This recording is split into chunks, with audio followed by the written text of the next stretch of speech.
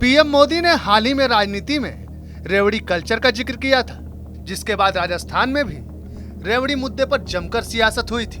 नेताओं पर रेवड़ी कल्चर को लेकर खूब आरोप प्रत्यारोप की राजनीति हुई थी। इसी कड़ी को आगे बढ़ाते हुए एक बार फिर राजस्थान में नाराज विधायकों को मनाने के लिए रेवड़ी बंटनी शुरू हो गई है। बीएसपी से कांग्रेस में शामिल हुए विधायक वाजिब अली की नाराजगी आपने टीवी 9 राजस्थान पर देखी थी। अगर वो यादें धुंधली पड़ गई हों तो एक बार आपको फिर सुनवा देते हैं।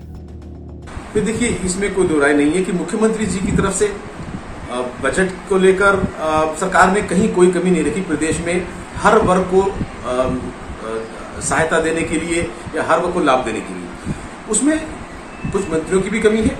मैं निश्चित तौर पर बात करना चाहता हूँ, बहुत सारे मंत्री चाहे बी डी कल्ला जी हो, इनके डिपार्टमेंट में काम ही नहीं होते। मैंने पहले भी कई बार शिकायत करी है। और जब और विभागों के मंत्री थे, बहुत से मंत्री हैं, आप उनसे जल्दी से मिल ही नहीं सकते।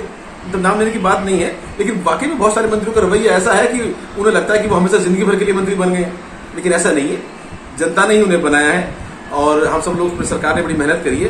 तो सरकार को रिपीट होने के लिए खाली अकेले मुख्यमंत्री जी की मेहनत ही नहीं, हम सबकी बराबर मेहनत करने की जरूरत है। और हमें लगता है कि हम तो कर रहे हैं, लेकिन जो लोग नहीं कर रहे, इनका खामियाजा उनको भुगतना पड़ेगा। कौन से मंत्री हैं? देखिए, नाम लेना ठीक नहीं है, लेकिन जैसे मैंने बताया, बहुत सारे मंत्री इस तरह के हैं। डिपार्टमेंट में बहुत बड़ी प्रॉब्लम चल रही है। जनता के प्रति जवाबदेही की कम है, ना जल्दी मिल पाते हैं, ना काम हो पाते हैं। अभी तो ये शिक्षा विभाग बहुत बड़ी समस्या है।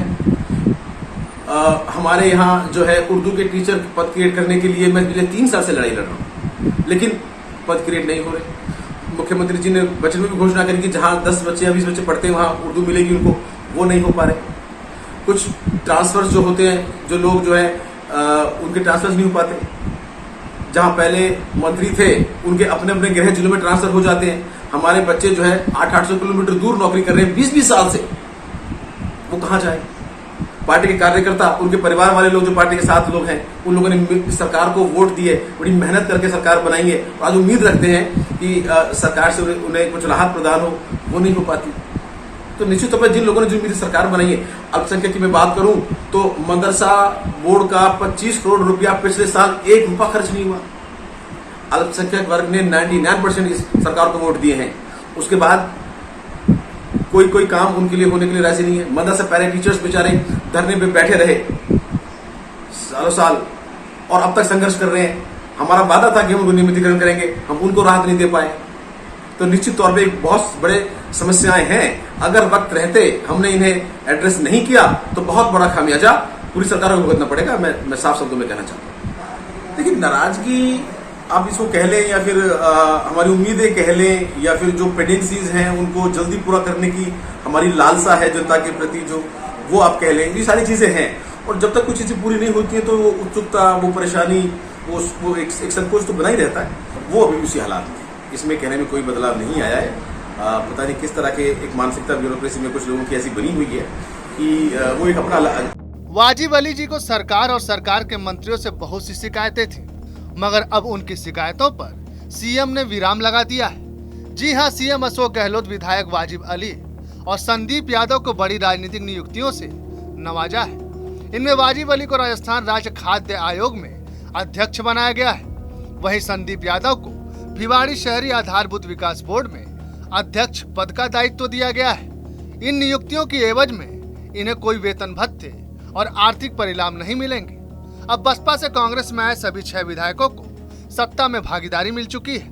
4 विधायकों को पहले ही सरकार में एडजस्ट किया जा चुका है। विधानसभा चुनाव 2023 को देखते हुए गहलोत सरकार ने एक बार राजस्थान में राजनीतिक नियुक्तियां देने का सिलसिला शुरू कर दिया है। इस चरण में सबसे पहले बसपा से आए विधायकों को राजनीतिक नियुक्तियों का तोहफा दिया गया है। ये विधायक कांग्रेस में शामिल होने के बाद भी सत्ता में भागीदारी नहीं मिलने से नाराज चल रहे थे। लिहाजा सरकार ने सबसे पहले उनको पद देकर उनकी नाराजगी दूर करने का प्रयास किया है। ये दोनों विधायक बार बार सरकार की कार्यशैली पर सवाल उठा रहे थे।